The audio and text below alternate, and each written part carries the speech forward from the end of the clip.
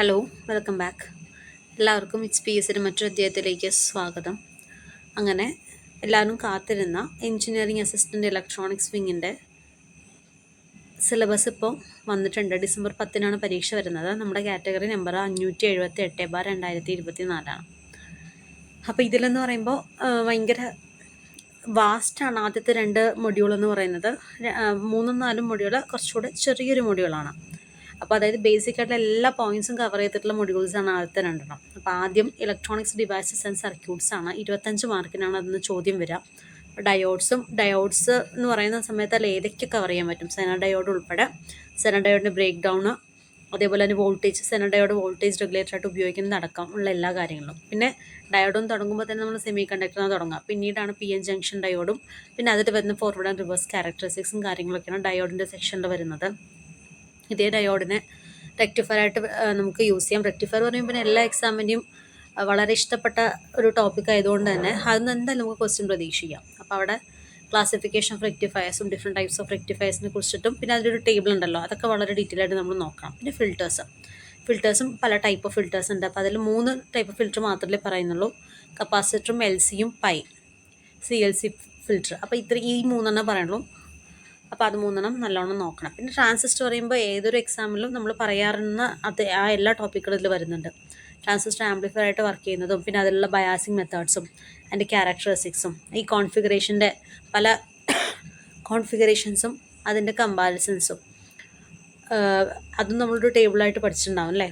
അതുപോലെ ലോഡ് ക്യാരക്ടറിസ്റ്റിക്സും, പിന്നെ എമിറ്റർ ഫോളോവറും അതിൻ്റെ അപ്ലിക്കേഷൻസും, ഫീഡ്ബാക്ക് ഇമ്പോർട്ടൻ്റ് ആണ്. ട്രാൻസിസ്റ്ററിൻ്റെ മറ്റു അപ്ലിക്കേഷൻ സ്വിച്ച്, അതും ഓസിലേറ്ററായിട്ട് വർക്ക് ചെയ്യുന്ന സമയത്തുള്ള അതിൻ്റെ ക്രൈറ്റീരിയൻ, പാർക്കേഴ്സും ക്രൈറ്റീരിയയും. ഓസിലേറ്റേഴ്സിൻ്റെ RC ഓസിലേറ്ററിൻ്റെ LC ഓസിലേറ്റേഴ്സ് ഉണ്ട്, അതിൻ്റെ ടൈപ്സും കാര്യങ്ങളൊക്കെയാണ് ഇതിൽ വരുന്നത്. ഇതിൽ വെയിൻ ബ്രിഡ്ജിനെ കുറിച്ച് എടുത്ത് പറഞ്ഞിട്ടില്ല. അപ്പോൾ RC ഫേസ് ഷിഫ്റ്റും ക്രിസ്റ്റലും മാത്രം നന്നായിട്ട് നോക്കണം. FET പറയുന്ന സമയത്ത് കൺസ്ട്രക്ഷനും അതിൻ്റെ കോമൺ സോഴ്സ് ആംപ്ലിഫയർ കോൺഫിഗറേഷൻ മാത്രം നോക്കിയാൽ മതി. മറ്റേത് 3 പറഞ്ഞിട്ടുണ്ടായിരുന്നു. CB പറയണ്ടായിരുന്നു. ഇതിലാകെ കോമൺ സോഴ്സിൻ്റെ മാത്രം നോക്കിയാൽ മതി. FET ചോപ്പറായിട്ട് എങ്ങനെ വർക്ക് ചെയ്യുക. പിന്നെ UJT ഇമ്പോർട്ടൻ്റ് ഉള്ള ടോപ്പിക്കാണ് കേട്ടോ. അത്യാവശ്യം എല്ലാ എക്സാമും നമുക്ക് ചോദിക്കാം. CMOSും IGBT ഇമ്പോർട്ടൻ്റ് ആണ്. പിന്നെ opto electronic devices and wave shaping സർക്യൂട്ട്സിൽ LDR, LED, laser, solar cell അങ്ങനെയുള്ള ബേസിക് ആയിട്ടുള്ള ഒപ്റ്റോ ഇലക്ട്രോണിക്സ് ഡിവൈസുകളെ കുറിച്ചിട്ടെല്ലാം പറയുന്നുണ്ട്.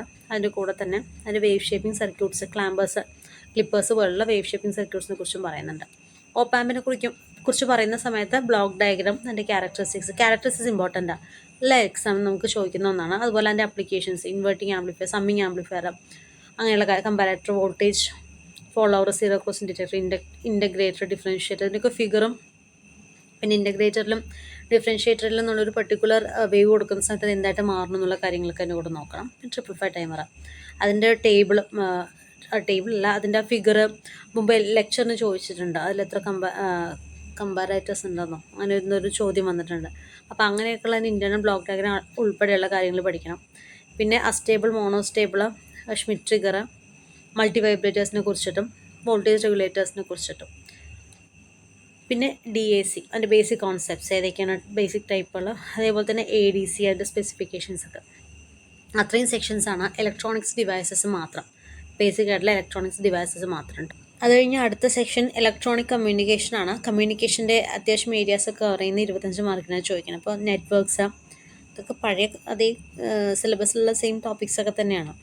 Symmetric and asymmetric networks, ZOC and ZSC, അതുപോലെ ഡെറിവേഷൻ, Z11, Z12ൻ്റെ derivation, equaliser, attenuator, filters, transmission lines, അതുപോലെ SW ഒക്കെ ഇമ്പോർട്ടൻ്റാണ്. വേവ് ഗൈഡ്സ് അങ്ങനെയുള്ള ഏരിയാസൊക്കെ നോക്കണം. ആൻറ്റിനാസ് ആൻഡ് പ്രൊപ്പഗേഷൻ്റെ ബേസിക് ആൻറ്റിന പല ടൈപ്പും അതിലുള്ള ചില characteristics, directive gain, directivity, radiation pattern പോലുള്ളതും, പിന്നെ വേവ് പ്രൊപ്പഗേഷൻ മെത്തേഡുകൾ അല്ലേ, ground wave, space wave, ionospheric propagation എന്നൊക്കെ പറഞ്ഞ് പല ടൈപ്പ് ഉണ്ട്.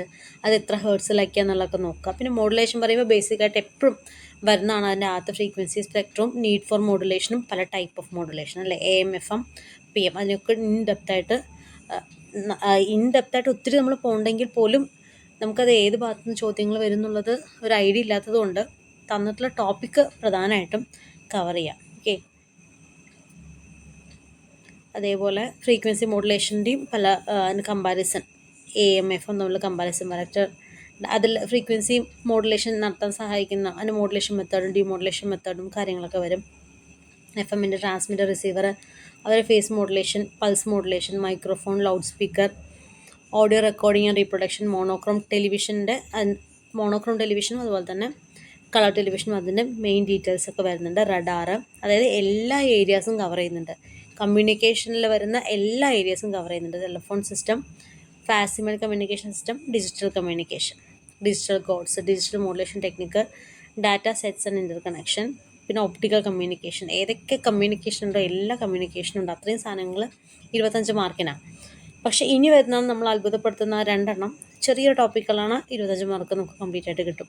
സാറ്റലൈറ്റ് കമ്മ്യൂണിക്കേഷൻ 25 മാർക്ക്, സാറ്റലൈറ്റിൻ്റെ ബേസിക് ആയിട്ടുള്ള എല്ലാ കാര്യങ്ങളും, കെപ്ലർ സ്ലോ, ഓർബിറ്റ്, ലിയോ മിയോ ആ ഓർബിറ്റുകളും, പാസീവ് ആക്റ്റീവ് സാറ്റലൈറ്റുകളും, TT&C സബ് സിസ്റ്റം, ട്രാൻസ്പോണ്ടേഴ്സ്, അങ്ങനത്തെ സാറ്റലൈറ്റുമായി ബന്ധപ്പെട്ടുള്ള എല്ലാ കാര്യങ്ങളും സാറ്റലൈറ്റ് കമ്മ്യൂണിക്കേഷനിൽ വരും. അതുപോലെ മൊബൈൽ കമ്മ്യൂണിക്കേഷനിൽ സെല്ലുലാർ ഫോൺ, അതിൻ്റെ എവല്യൂഷൻ ഉൾപ്പെടെ അല്ല അവിടേക്കല്ല, കുറച്ചുകൂടി ശേഷമാണ് കുറച്ചുകൂടി ബെറ്റർ ആയിട്ടുള്ള ചോദ്യങ്ങൾ വരാൻ സാധ്യത. ഫ്രീക്വൻസി റീയൂസും ഇൻ്റർഫറൻസും കോച്ചാനൽ ഇൻ്റർഫറൻസും ഒക്കെയാണ് മെയിനായിട്ട് ചോദ്യങ്ങൾ ചോദിക്കാനുള്ള ഒരു ഏരിയ. അതുപോലെ സെൽ സ്പ്ലിറ്റിംഗ്, സെക്ടറിങ്, പല ടൈപ്പ് സെക്ടറിങ് ഉണ്ടല്ലോ അല്ലേ, 60 ഡിഗ്രി 120 ഡിഗ്രി എന്നൊക്കെ പറഞ്ഞിട്ട് ആ സെക്ടറിങ്ങും, പിന്നെ മൾട്ടിപ്പിൾ ആക്സസ് ടെക്നിക്കും, digital cellular system, GSM important ആണ്. അപ്പോൾ ഇത്രയാണ് നമ്മൾക്കിപ്പോൾ വന്നിട്ടുള്ള സിലബസിൽ നിങ്ങൾക്ക് പ്രിപ്പയർ ചെയ്തെടുക്കാനായിട്ടുള്ളത്. അപ്പോൾ ഇത് ലാസ്റ്റ് 2 പറയുമ്പോൾ ചെറിയ ഏരിയ ആണ്, പക്ഷെ നമുക്ക് 50 മാർക്കോളം കിട്ടും.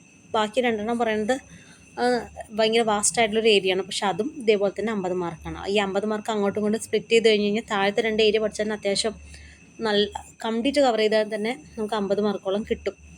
പിന്നെ ചോദ്യങ്ങൾ വരുന്ന പോലെ ഉണ്ടാവും. അപ്പോൾ അതുകൊണ്ട് തന്നെ ഈ ഒരു എക്സാം പ്രിപ്പയർ ചെയ്യുന്ന സമയത്ത് ഈ താഴത്തെ എളുപ്പമെന്ന് പറഞ്ഞിട്ട് അതുമാത്രം നോക്കിയിരുന്നിട്ട് കാര്യമില്ല, മുകളിലത് നോക്കണം. കാരണം അവിടേക്കായിരിക്കും ആൾക്കാർ അധികം പോകാത്തത്.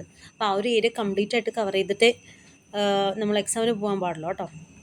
അപ്പോൾ എക്സാമിൻ്റെ ഡേറ്റ് December 10 ഇനി കുറച്ച് മാസങ്ങളേ ഉള്ളൂ. അപ്പോൾ അത് നല്ല രീതിയിൽ യൂട്ടിലൈസ് ചെയ്ത് കഴിഞ്ഞാൽ ഈ സമയമൊക്കെ ധാരാളം തന്നെയാണ് കേട്ടോ. അപ്പോൾ അത് നല്ല രീതിയിൽ നിങ്ങൾ പഠിച്ച കാര്യങ്ങൾ റിവൈസ് ചെയ്യാനും മാക്സിമം നോക്കുക. പഠിച്ചുകൊണ്ടിരിക്കുമ്പോൾ തന്നെ അത്രയും ടോപ്പിക്ക് നമ്മൾക്ക് കയ്യിൽ നിന്ന് പോവില്ല. അല്ലാണ്ട് നമ്മൾ മുമ്പ് പഠിച്ചു ഇന്ന ടോപ്പിക്കൊക്കെ ഞാൻ കവർ ചെയ്തു എന്ന് പറഞ്ഞാൽ നമ്മൾ വെയിറ്റ് ചെയ്തിരുന്നു കഴിഞ്ഞാൽ നമ്മൾക്ക് അവസാനം ഈ മുമ്പ് പഠിച്ച സാധനങ്ങളും കൂടെ കയ്യിൽ നിന്ന് പോകും. അപ്പോൾ അതുകൊണ്ട് പുതിയത് പഠിക്കുന്നതിന് പകരം പഴയതൊന്ന് റിവേഴ്സ് ചെയ്യാൻ നോക്കുക. അത് കഴിഞ്ഞ് ടൈം കിട്ടുകയാണെന്നുണ്ടെങ്കിൽ പുതിയ കാര്യങ്ങൾ പഠിച്ചു വെച്ചാൽ മതി. ഓക്കെ, മറ്റൊരു വീഡിയോ കാണാം. Thank you.